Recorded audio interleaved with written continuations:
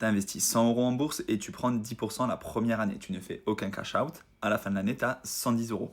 Maintenant, si par exemple c'était sur une action Apple qui a augmenté de 10%, si l'année suivante elle réaugmente de 10%, mais tu prends 10% sur ces 110 euros. Et donc c'est comme ça qu'on recrée des intérêts par-dessus la somme qui est déjà créée au travers des intérêts. Et donc au fur et à mesure, tu vas augmenter ton capital de manière exponentielle. Donc sur les 110 euros, si tu prends 10%, mais tu ne prends pas 10 euros à la fin, tu prends 11 euros. Donc ça te fera 121 euros.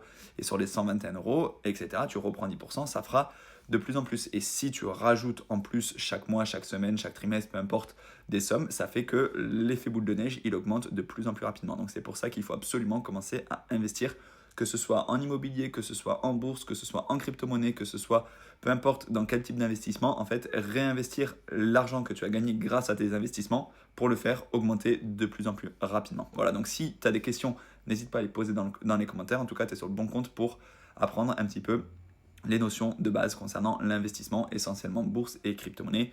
Et en 2025, on va essayer de ne pas rater la tendance des crypto-monnaies.